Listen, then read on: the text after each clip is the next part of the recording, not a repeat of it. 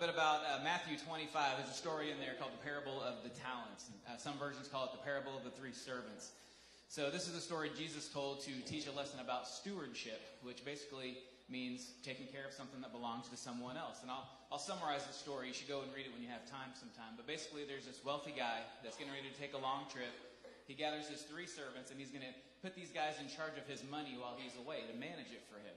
And it says he gives them each a certain amount of money based on their abilities. And to one servant, he gives 5 bags of silver. To the second servant, he gives 2 bags of silver. To the third servant, he gives 1 bag. So he goes off, takes his trip. He comes back, and he gathers these 3 guys back in front of him to see how they did.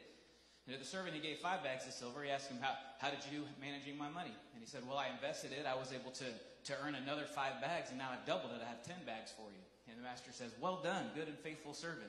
You've been faithful with the small amounts, and now I'll give you many more responsibilities. He goes to the second servant. How did you do with the 2 bags? And he says, well, I took the 2 bags, I went to work, I earned 2 more bags, and I doubled your money. I got you 4 bags now. And the master says, well done, good and faithful servant. You've been faithful in the small amounts, and now I'll give you many more responsibilities. And to the last servant, who had 1 bag, he said, how did you do? And he said, well, I was scared I was going to lose your money. I didn't want you to be angry with me. I dug a hole and buried it in the ground to keep it safe. And so he pulls it out and said, here's your bag back. Took care of it. And to that guy, he says, you wicked and lazy servant. He said, if you were scared you were going to lose it, why didn't you just stick it in the bank? At least I would have got some interest. And he chastises him. He was disappointed in this guy because he didn't take advantage of this resource that he had and try to go out and make the most of it. And at the end of that passage, Jesus tells the lesson of that story. And I'm going to read it here to make sure I get the wording right.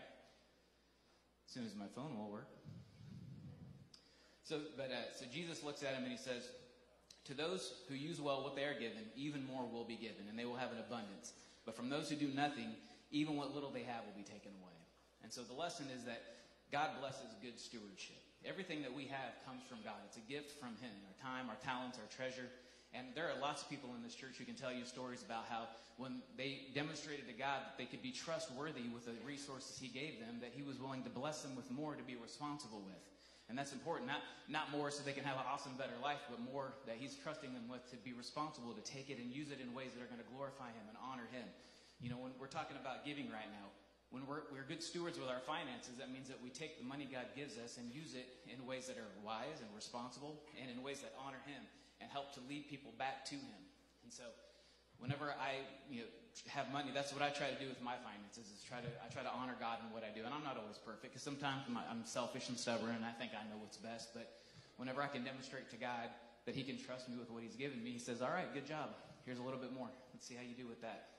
Because someday when I have to stand in front of Him and give an account for my life, I want to hear those words, well done, good and faithful servant.